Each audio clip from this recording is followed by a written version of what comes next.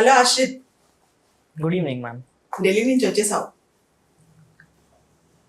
2000 సంవత్సరంలో పుట్టావు అంటే your one of the youngest persons to go to the interview, తెలుసా? అవును మ్యామ్, ఇంకొంతమంది ఉంటారు నా ఏజ్ వాళ్ళు అది అనుకుంటా. కొంతమంది ఉంటారు, బట్ లక్కీ ఎనఫ్ కదా. అవును మ్యామ్. చాలా మంది సివిల్ సర్వీసెస్ 4-5 అటెంప్ట్లు ఇచ్చి పోరాడి ఇంటర్వ్యూ దాకా వెళ్తారు. నువ్వు ఒకటే అటెంప్ట్లో 22 సంవత్సరాల వయసులో ఢిల్లీ దాకా వెళ్ళావు. ఏమనిపిస్తుంది? హార్డ్ వర్క్, కన్సిస్టెంట్ గా పనిచేస్తే రిజల్ట్ గురించి పట్టించుకోకుండా, పర్సనల్ గా అటాచ్ అవ్వకుండా రిజల్ట్ వస్తుంది అనుకుంటున్నా మ్యామ్. కొంచెం స్మార్ట్ గా డీల్ చేస్తే. ఎందుకు అనుకున్నావు అసలు సివిల్ సర్వీసెస్ చేద్దామని? నేను ఇంజనీరింగ్ అయిపోయాక మల్టిపుల్ ఆప్షన్స్ కనిపించాయి మ్యామ్. కానీ ఈ ఫీల్డ్లోకి వస్తే డైవర్సిటీ ఆఫ్ జాబ్ నాకు పర్సనల్గా సాటిస్ఫాక్షన్ అనిపిస్తుంది. And growing social and economic inequalities చూసి దానిలో ఏదో ఒకటి అడ్రస్ చేద్దాం అనిపించి నేను సివిల్ సర్వీసెస్లోకి వచ్చాను. బిట్స్ పిల్ల అని చదివావు, ఇంజనీరింగ్, సివిల్ ఇంజనీరింగ్ కదా, రాజస్థాన్లో. తర్వాత సివిల్ సర్వీసెస్లోకి వచ్చావు, ఫస్ట్ టైంలో ఇంటర్వ్యూ దాకా వెళ్ళావు. సో ఈరోజు ఇంటర్వ్యూ గురించి, కంప్యూటర్ గేమింగ్ సంబంధించి నీ హాబీ. అవును. దాంతో ఇంటర్వ్యూకి వెళ్ళావు. ఇంటర్వ్యూలో ఏం అడిగారో ఒకసారి క్వశ్చన్స్ చూద్దాం. నువ్వేం ఆన్సర్ చెప్పావు, అక్కడేం చెప్పావు చెప్పు. దాన్ని ఇప్పుడు అడిగితే ఎలా మారుస్తావా, నా ఒపీనియన్స్ కూడా నేను అడుగుతాను. So Manoj Soni sir board, first question, he read out your name. నీ పేరు చదివారు గట్టిగా. What your friends call you, what should we call you? Ashrith, మీ ఫ్రెండ్స్ నేను ఏమని పిలుస్తారు, మేము నిన్ను ఏమని పిలవాలి అని అడిగారు. నీ పేరు గట్టిగా చదివారా? ఎలా చదివారు సార్ చెప్ప? వెళ్ళగానే so you are Sri Sai Ashrith Sakhamuri, మీ ఫ్రెండ్స్ నేను ఏమని పిలుస్తారా అని అడిగాను మ్యామ్. నేను మా ఫ్రెండ్స్ ఆశ్రిత్ అని పిలుస్తారు అని చెప్పాను. అండ్ అప్పుడు మేమేమని పిలవాలి, how would you be comfortable అని అంటే నేను మీరు ఏదైనా పిలవండి, but Ashrith is what I prefer అని చెప్పాను అని చెప్పావు. ఓకే. ఆర్ యు మిలియనియల్ అని అడిగారు. అంటే వాళ్ళు నీ ఏజ్ అబ్జర్వ్ చేశారు, నువ్వు గమనించావా? ఎస్. అంటే నువ్వు చిన్నోడే వాళ్ళకి అర్థమైంది. అయితే యూ టోల్డ్, నువ్వేం చెప్పావు, I'm not sure, I'm generation Z అని చెప్పావు. అవునా. Who is a millennial? Ma'am, millennial అంటే 1980s and first half of 1990s లో పుట్టిన వాళ్ళు. నేను నాది 2000 అని, నేను జెన్జీ అని నాకు క్లారిటీ ఉంది. సో నేను జెన్జీ సార్, కానీ మిలీనియల్ గురించి అంత క్లియర్ గా లేదు. సో నాట్ షూర్ సార్, నేను మిలీనియల్ లో కాదో తెలియదు, బట్ జెన్జీలోకి వస్తాను. అంటే ఇక్కడ క్వశ్చన్ ఏంటంటే Ashrith, they are observing the age of the candidate. అవును. ఆశ్రిత్ చిన్నవాడని చూడగానే నాకు తెలుసు, ఎందుకంటే ఎప్పటి నుంచో నాతో ఉన్నవాడు. కానీ వాళ్ళు వెళ్ళంగానే పట్టుకుని చూసారంటే that they have catched you up, right? That you are youngest. So I think they prefer you. Next, so have you been to Delhi before అని అడిగారు. ఢిల్లీకి ఇంత ముందు వచ్చావా అని. వెళ్ళావా? వెళ్ళా మ్యామ్. అది రాజస్థాన్కి వెళ్ళేటప్పుడు nearest airport Delhi airport. So వెళ్ళాలన్నా రావాలన్నా ఢిల్లీ నుంచి వెళ్ళేవాడిని. అదే చెప్పేవాడు అక్కడ? ఎస్ మ్యామ్, అంతే చెప్పావు. అంతే చెప్తే. సో ఎప్పుడు వచ్చావు ఢిల్లీకి సార్ అని అడిగారు కదా, ఏం చెప్పావు? ఎగ్జాక్ట్లీ 1 month బిఫోర్ వచ్చాను. ఎందుకు చెప్పావు అంత పెద్ద డైలాగ్? మామూలుగా నిజం చెప్పాలనిపించిందా? నాకు అబద్ధం చెప్పేదిగా, అబద్ధం చెప్పాల్సిందా అవసరం ఏం లేదనిపించింది మ్యామ్. అడిగారు 1 month అన్న, ఎక్కడెక్కడ విజిట్ చేసావు అన్నారు. నేను సార్ నేను విజిట్ చేసింది ఒకటే ma'am, TTD temple, Lodhi road. అది కూడా పీస్ కోసం చెప్పావు అన్నమాట. ఒకటే విజిట్ చేశాను చెప్పావు? ఒకటే విజిట్ చేశా sir, TTD temple in Lodhi road. అంతకు మించి ఏం చేయలేదు సార్, నేను చదువుకున్నాను అని చెప్పా. అప్పుడు వాళ్ళు మరి ఎందుకు వచ్చావు 1 month ముందని అడిగారు. అయితే సార్ నాకు ఇంత ఎస్టీమ్డ్ ప్యానల్ ముందు ఫ్లూయెంట్ గా మాట్లాడాలంటే ప్రాక్టీస్ కావాలనిపించింది, అందుకని మాక్ ఇంటర్వ్యూస్ ఇవ్వడానికి. నిజం చెప్పేసి అది కూడా ఎవరు మాక్ ఇంటర్వ్యూస్ ఇస్తారని కూడా చెప్పరు. నేను చెప్పగానే అందరూ 3-4 అయినా నవ్వారు. నవ్వారా? ఇది బాగుంది తెలుసా, ఇంత ఓపెన్ గానే చెప్పు. నిజంగా ఆశ్చర్య, so nice. So Delhi cuisine try చేసామని అడిగారు, ఏం చెప్పావు? సార్ స్పెసిఫిక్ గా బయటికి వెళ్ళి ఏం ట్రై చేయలేదు, బట్ నా లంచ్ బాక్స్ లో వచ్చేది ఢిల్లీ కుజినే అనుకుంటున్నా అని చెప్పేసి. అంతే, అక్కడ నవ్వారా? నీ నేమ్నెస్, ఇన్నోసెన్స్ వాళ్ళు చూపించావు తెలుసా? ఓకే మ్యామ్, నిజంగా చూపించారు. సో మొనలాగ్ ఇచ్చారా అమృత్ కాల్ గురించి? వాళ్ళే చెప్పారు ఫస్ట్ అమృత్ కాలంలో ఉన్నాం అదంతా. సో నీతి ఆయోగ్ హెడ్ గా ఆశ్రితం చేస్తే నువ్వు ఏ 5 areas లో ఫోకస్ చేస్తావు అని అడిగి అడిగారు క్వశ్చన్, అప్పుడు నువ్వు ఎలా రెస్పాండ్ అయ్యో చెప్పు. మ్యామ్ క్వశ్చన్ ఎంత పెద్దగా ఉండిందంటే చెప్పు అసలు నీకు అంత గుర్తున్నంత వరకు చెప్పు నాకు క్వశ్చన్. మొత్తం గుర్తుంది మ్యామ్. మన ప్రైమ్ మినిస్టర్ గారు అమృత్కాల్ అంటున్నారు, డెవలప్డ్ ఎకానమీ అంటున్నారు, యూత్ ఎనర్జీ అంటున్నారు. మరి నిజంగానే మనం డెవలప్డ్ ఎకానమీ అవ్వాలంటే నువ్వు నీతి ఆయోగ్ హెడ్ అయితే నెక్స్ట్ 25 years లో 5 core areas లో ఏ ఫోకస్ చేస్తావు, decreasing order of importance, and దానిలో ఒక్కొక్క ఇనిషియేటివ్ నువ్వు ఏమేమి తీసుకుంటావు అని అడిగారు మ్యామ్. మైండ్ లో కొన్ని థాట్స్ వస్తున్నాయి కానీ ఇంత పెద్ద క్వశ్చన్ ని నేను పర్ఫెక్ట్ గా చెప్పాలంటే ముందే పెన్సిల్ పేపర్ ఉంది, sir may use the pencil and paper అని అడిగాను కాన్ఫిడెంట్ గా. ఎస్ ప్లీజ్ అని అన్నారు. ఇమ్మీడియట్ గా కొన్ని రాసుకున్నామా, రాసుకొని ఒక 5 to 10 seconds అయింది, ఇంకా వెయిట్ చేపిస్తే బాగోదని చెప్తాను ma'am. First the education and skill development, second the health, decreasing order of importance అన్నారు, third the manufacturing sector and manufacturing economy అని చెప్పాను, fourth the addressing social and economic inequalities అని చెప్పాను మ్యామ్. ఎందుకంటే అన్ని ఎకానమీ గురించి మాట్లాడుకుంటే సోషల్ సైడ్ కూడా టచ్ చేయాలనిపించింది. ఫిఫ్త్ ది గ్రీన్ ఎకానమీ అని చెప్పాను మ్యామ్. బికాస్ మనం ఎందుకంటే క్లైమేట్ చేంజ్ అదంతా చూస్తున్నాం కాబట్టి ఇది చెప్పగానే ఆయనకి నాకు ఇద్దరికి హాలిస్టిక్ గా అన్ని అడ్రస్ చేసినట్టు అనిపించింది. సో ఆయన అన్నారు, దీనిలో నువ్వైతే ఏం ఫోకస్ చేస్తావు అన్నారు. చూసాను మనకి అన్ని పర్ఫెక్ట్ గా ఏం రావు, అన్ని ఏం రావని లేదు. సో చూసి మోస్ట్ ఇంపార్టెంట్ అనిపించింది ఎడ్యుకేషన్ అన్నాను. ఎడ్యుకేషన్ అనగానే సరే ఎందుకు అని కూడా అడిగారు, వై అన్నారు.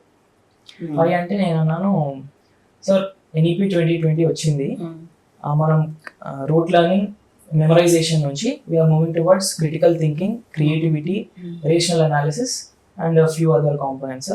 ఈ ట్రాన్సిషన్ లో ఈ జర్నీలో నేను పార్ట్ అవ్వాలనుకుంటున్నాను, and I believe I can understand psyche of the students better అని చెప్పాము. థర్డ్ పాయింట్ ఏం చెప్పానంటే, ఇది నా కోసం యాడ్ చేసుకున్నా. ఇది సార్ నాది computer, one of my hobbies is computer gaming, and many countries లో కంప్యూటర్ గేమింగ్ ని క్రియేటివిటీ ఇన్స్టిల్ చేయడానికి స్టూడెంట్ యంగ్ మైండ్స్ లో వాడతారు. One is Poland. సో ఇది కూడా ఉంది కాబట్టి ఎక్స్పీరియన్స్, నేను దీనిలో పని చేయాలనుకుంటున్నాను అని చెప్పాను. సో మెంబర్ 1 కొన్ని సివిల్ ఇంజనీర్స్ నేమ్స్ అడిగారు కదా? లేదు మ్యామ్, ఒక సివిల్ ఇంజనీర్ ఏదో స్పెసిఫిక్ ఒక నేమ్ అడిగారు, అది అసలు నాకు ఎప్పుడు విన్నట్టు గుర్తులేదు.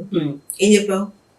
Sorry sir, I'm not aware of this, should read about. నవ్వుకుంటూ చెప్పావా, సీరియస్ చెప్పావా? నవ్వుకుంటూ చెప్పాను. ఒకసారి చెప్పు, అక్కడ ఎలా చెప్పావు అలా చెప్పు. ఒక 1 minute, ఒక 1 second ఆలోచించా మ్యామ్, ఎందుకంటే మరీ వెంటనే చెప్పేసి బాగుంది. Sorry sir, I should read about this అన్నా. అప్పుడు వాళ్ళు ఏమన్నారు? అసలు విన్నావా ఈ పేరు అని అన్నారు. నో సార్ వినలేదు, ఐ రీడ్ అబౌట్ దిస్ అన్న. ఇంటర్వ్యూ మొత్తం నవ్వుకుంటూనే, అంటే నేను స్మైల్ మెయింటైన్ చేస్తూ. ఒకసారి చూపి, ఎలాంటి స్మైల్? అలాంటి smile, right? Have you heard? Okay, ఆ పేరు నీకు తెలీదు.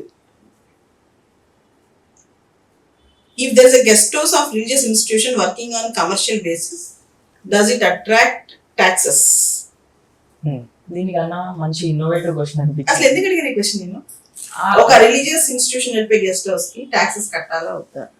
మనం పాలిటీలో చదువుతాం కదా మ్యామ్, ఒక రిలీజియన్ ట్యాక్స్ చేస్తే ఇంకో రిలీజియన్ ని ప్రమోట్ చేసినట్టు అవుతుంది. So we don't tax and fundamental rights లో ఉంటది కదా. అరే అది వేరు ఇది వేరు, అదే మెన్షన్ చేయలేదు మ్యామ్. నా మైండ్ లో ఏదో రన్ అయింది. బట్ ఈ పర్సన్ స్పెసిఫిక్, ఈ పర్సన్ ఏంటంటే అన్ని క్వశ్చన్స్ రాసుకొని వచ్చాడు. అది అడిగిన వెంటనే నాకు క్లియర్ గా తెలియదు, బట్ ఈ స్పెసిఫిక్ చెప్పాము. If it is a secular building of a religious institution, it can attract taxes. అప్పుడు ఎగ్జాంపుల్స్ లో ప్రాపర్టీ ట్యాక్స్, ఎలక్ట్రిసిటీ ట్యాక్స్ అని చెప్పాము. అంతే. నువ్వు ఢిల్లీలో టీటీడీ గెస్ట్ హౌస్ కి వెళ్తే వాళ్ళు దాన్ని రెంట్కి ఇస్తారు.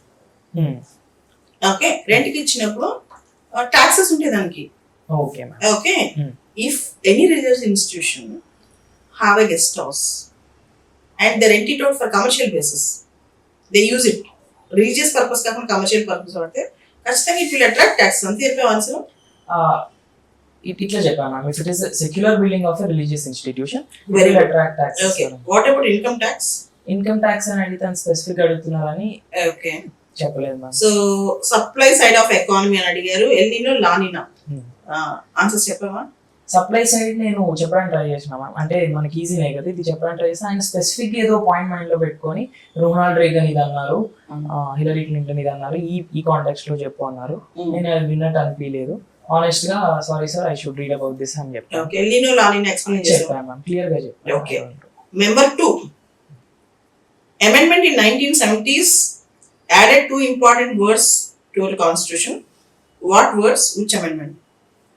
Sir, as far as I remember, it is secular and socialist in 42nd Amendment of 1976. Okay, very good. And you అంతే ma'am, proceeded for. You are from Telangana. You know Razakars? Do they do good job? అని అడిగారు. నువ్వు తెలంగాణ నుంచి రజాకార్స్ ఎవరో తెలుసా అని అడిగారు. ఏం చెప్పావు? ఇది యాక్చువల్లీ తప్పు చెప్పాను మ్యామ్, ఎందుకంటే నాకు ఫ్యాక్చువల్ గా ఎర్రర్ ఉండింది. నేను private body guards and tax collectors అని చెప్పాను, కానీ వాళ్ళు actually private militia. Okay, no problem. Police action. What is police action? చెప్పలేదు మ్యామ్ అది. Okay. 1000 pillar temple in Warangal. ఎన్ని సార్లు నువ్వు చదువుంటావు? 1000 స్తంభాల గుడి. ఏం చెప్పా? So it is built by Rudradeva of Kakatiya dynasty in 12th century AD.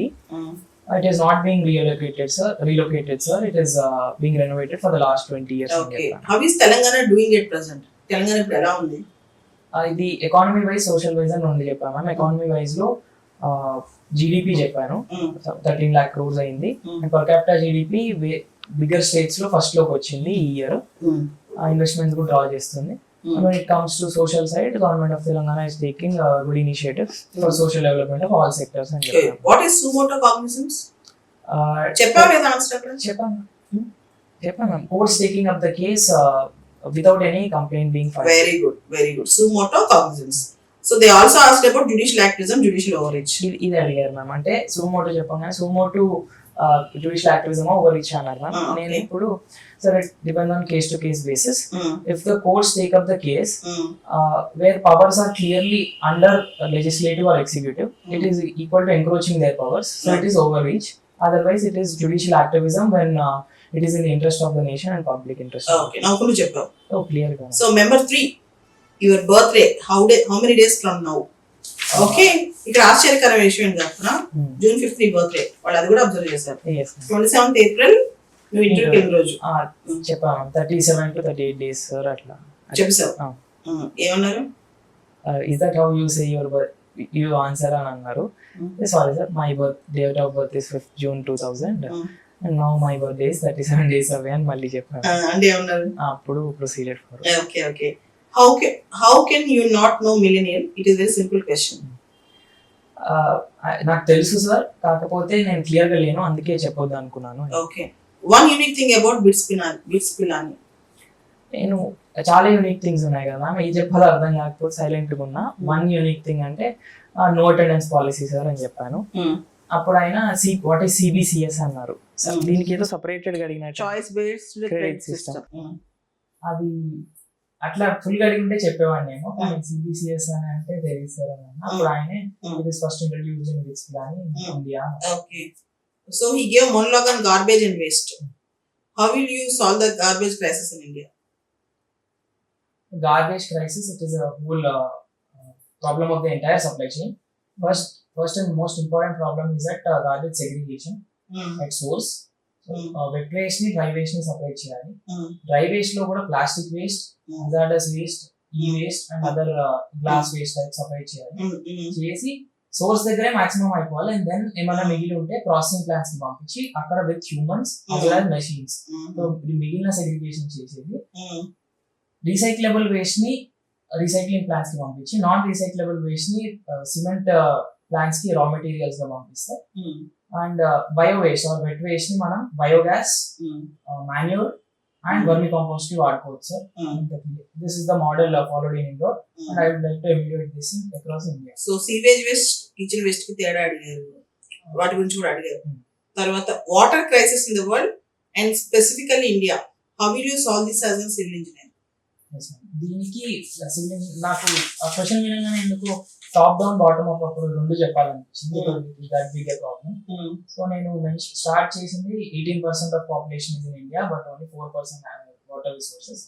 So మనం ఇక్కడ top down and bottom approach రెండు తీసుకోవాలి. టాప్ డౌన్ లో డ్యామ్స్ కట్టాలి, ఇంట్రాబేసిన్ రివర్ లింకింగ్ చేయాలి, and materials like pervious concrete which allow the water to sink in and recharge ground water aquifers అని చెప్పాను. Bottom up లో మన honourable prime minister is talking about PM life mission. So మనం అందరం involve అవ్వాలి because it is that big a crisis. And secondly local traditional ways of rain water harvesting వాడుకోవాలి. రాజస్థాన్ లో జోహార్డ్స్ అని ఉంటాయి, మహారాష్ట్రలో ఇట్లా ఫ్లోయింగ్ వాటర్ మీద వైర్స్ కడతారు, సో వాటర్ స్లో అవుతుంది అప్పుడు వాడుకుంటారని. ఆపదాని ఆజీ సిస్టమ్ ఆఫ్ ఆపదాని ట్రైబ్ చెప్పాను. ఇది చెప్పగానే ఇది 4th మెంబర్ అడుగుతున్నాను. 5th మెంబర్ ఇంకా సెకండ్ ఆయన తలూపడం స్టార్ట్ చేశారు. ఒక ఆయన మహారాష్ట్ర నుంచి, ఒక ఆయన రాజస్థాన్ నుంచి. ఇక్కడ తెలుసు ఈయన రాజస్థాన్ అని అర్థమైనా నెక్స్ట్ డే మెడికల్లో ఒక అమ్మాయి కలిసినప్పుడు ఆమె చెప్పింది that this person is from Maharashtra. ఆయన ఫోర్స్ గురించి అడిగారని. నేను లక్కీగా ఆ 2 చెప్పే వరకు వాళ్ళకి అంటే కనెక్ట్ అవుతుంది కదా. Done done done. So member 4 ఏం అడిగారు? బిట్స్ పిలాని అటానమస్ అని అడిగారు. ఏంటి ఆ క్వశ్చన్? బిట్స్ పిలాని అటానమస్ ఉంది కదా, ఈయన ఎందుకు టాప్ వరల్డ్ లో టాప్ రీచ్ అవ్వట్లేదు అని చెప్పారు. దీనికి నేను 3 రీజన్స్ ఇచ్చాను. First of all, research output is very low even among colleges of India. Second, it being an autonomous institution వాళ్ళు రిజర్వేషన్ పాలసీ పెట్టుకోలేదు, సో సోషల్ రిప్రజెంటేషన్ చాలా తక్కువ ఉంది.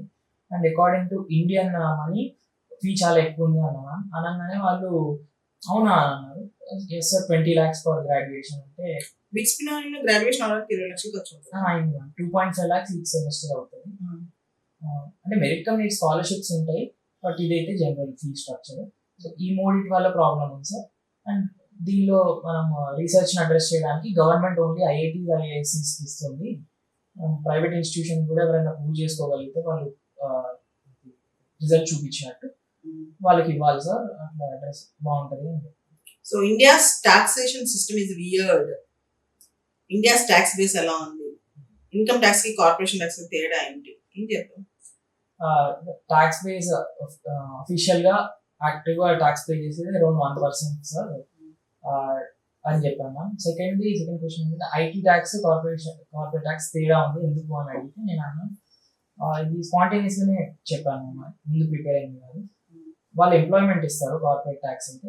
సెకండ్, ఆ ఇండస్ట్రీ కానీ ఆ కార్పొరేషన్ కానీ డెవలప్ అయినప్పుడు దాని forward and backward linkage industry develop అయ్యే ఛాన్స్ ఎక్కువ ఉంది. It will benefit the entire economy.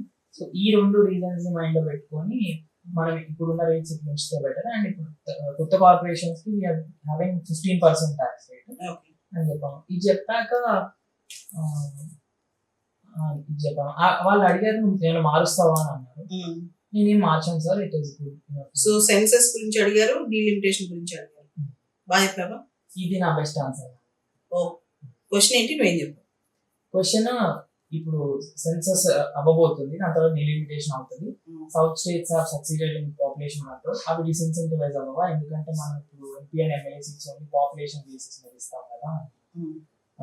So నేను కొంచెం స్టార్ట్ చేసి దాంతో ఇంట్రొడక్షన్ స్టార్ట్ చేసి తర్వాత ఎస్ డిసిన్సెంటివైజ్ అయితే అందుకని మనం ట్రాన్సిషన్ పీరియడ్ అని ఒకటి పెట్టుకొని ట్రాన్సిషన్ పీరియడ్ లో 15th ఫైనాన్స్ కమిషన్ లో కొంచెం పర్సెంటేజ్ డెమోగ్రఫిక్ పర్ఫార్మెన్స్ ఇచ్చారు. ఇక్కడ కూడా మనం ఒక 90% పాపులేషన్ ఇచ్చి 10% డెమోగ్రఫిక్ పర్ఫార్మెన్స్ ఇస్తే బాగుంటది. అప్పుడు అంతగా డిసిన్సెంటివైజ్ అవ్వవు, మనం గ్రోత్ ని కూడా ఇన్సెంటివైజ్ చేసినట్టు అవుతుంది అని చెప్పాను. ఇక్కడికి నేను ప్రిపేర్ అయిన ఆన్సర్ ఇంతకు ముందు, కానీ అక్కడ ట్రాన్సిషన్ పీరియడ్ అనగా నాకు ఏదో కట్ చేసినట్టు అనిపించింది. సో ఫైనల్ గా అక్కడ ఏం చెప్పానంటే సో అప్పుడు ఇంకా స్పాంటేనియస్ యాడ్ చేశాను. బట్ ఇప్పుడు లోక్సభలో వాళ్ళకి ఎక్కువ సీట్స్ వస్తాయి నార్థన్ స్టేట్స్ కి, పాపులేషన్ స్టేట్స్. ఫైనాన్స్ కమిషన్ కూడా వాళ్ళకే ఫండ్ ఇస్తుంది. ఇన్ఎవిటబుల్లీ డెవలప్మెంట్ విల్ ఫాలో. ఒకసారి డెవలప్మెంట్ అయ్యాక నా ఆంథ్రోపాలజీ పర్స్పెక్టివ్ లో చెప్తే sir, development is inversely proportional to fertility. Over time మన ట్రాన్సిషన్ పీరియడ్ అయిపోయే లోపు ఫర్టిలిటీ తగ్గిపోతుంది. అప్పుడు అక్రాస్ ఇండియా అన్ని పారామీటర్స్ సిమిలర్ అయిపోతాయి, which is our ultimate goal అని చెప్పారు. సరే ఆశ్రిత్, మొత్తం ఇంటర్వ్యూ అయిపోయిందని వాడే చెప్పారా? ఈ లాస్ట్ కి ఈ 5th పర్సన్ ఈ ఆన్సర్ విన్నాక నాకు కూడా హ్యాపీగా అనిపిస్తుంది, మంచి ఆన్సర్ అది. చైర్మన్ చూసి ఇట్లా అన్నారు, అది నాకు ఆన్సర్ కన్నారో మరి ఇంటర్వ్యూ అయిపోయిందని అన్నారో తెలియదు. అప్పుడు chairman sir pleasure talking with you, we wish you very good luck. If you happen to stay in Delhi, please visit some places అన్నారు. ఏం చెప్పావు? నేను స్పాంటేనియస్ గా ముందు రోజు మా పేరెంట్స్ అక్షరధామ్ గురించి మాట్లాడుకుంటున్నా, అది మైండ్ లోకి వచ్చింది. So I would like to visit Akshardham temple and national museum sir. So వచ్చావు ఇప్పుడు చెప్పు, నువ్వే ఇంటర్వ్యూ అయితే ఇంటర్వ్యూకి ఎన్ని మార్క్స్ వస్తావు? 275. అంటే కొంచెం టైం కూడా 4-5 రోజులు గడిచింది కాబట్టి ఇంకో ఆబ్జెక్టివ్ గా చెప్పగలవు అనుకుంటున్నాను. నువ్వే ఉంటాయి ఈ పొజిషన్ లో, నువ్వు ఇంటర్వ్యూకి ఒక క్యాండిడేట్ సెలెక్ట్ చేసేటప్పుడు 275కి దీనికి ఎన్ని మార్క్స్ వేస్తావు? నేను ఒక 185 ప్లస్ వేస్తాను. ఏం చూసేస్తావు? చాలా ఫస్ట్ ఆఫ్ ఆల్ కాన్ఫిడెంట్ గా మాట్లాడాను, ఎందుకంటే నా వేరే వాళ్ళు ఎట్లా మాట్లాడతారో తెలియదు, కానీ అంతమంది ముందు నేను భయపడకుండా నాకు అనుకున్న పాయింట్ ని పర్ఫెక్ట్ గా చెప్పగలిగాను అంటే అది గుడ్ థింగ్ అనిపించింది. ఓకే, అన్ని క్వశ్చన్స్ అనలిటికల్ గా ఉన్నాయి చాలా వరకు, గార్బేజ్ కానీ వాటర్ కానీ సోమోటు తర్వాత క్యూరేషన్, ఇవన్నీ క్వశ్చన్స్ కి నాకు బ్యాలెన్స్ ఆఫ్ జడ్జ్మెంట్ కనిపించింది. అంటే ఏదో కొన్ని క్వశ్చన్స్ లో నువ్వు క్లారిటీగా చెప్పాలి. ఒక 3-4 క్వశ్చన్స్ మిలీనియల్స్ కానీ ఐఎమ్ నాట్ షూర్ అన్నావు, తర్వాత క్రెడిట్ బేస్డ్ చాయిస్ సిస్టమ్ అది కూడా అంతా చెప్పాను. మరి వీటన్నిటి నువ్వు మైనస్ చేసుకోవాలి, మామూలుగా అడుగుతాయి మన ఆబ్జెక్టివ్ గా మాట్లాడుతుంది. అంటే నేను అనుకున్నా మ్యామ్ కొన్ని ఫ్యాక్చువల్ క్వశ్చన్స్ ఉంటాయి, అందరికీ అన్ని తెలవాలని వీల్లేదు. అండ్ ఇప్పుడు నేను ఏమనుకున్నట్టే ఆయన చాయిస్ బేస్డ్ క్రెడిట్ సిస్టమ్ అంటే నేను చెప్పేవాడిని, సిబిసిఎస్ అంటే నేను చెప్పలేకపోతే నా తప్పు కాదని నేను అనుకున్నాను.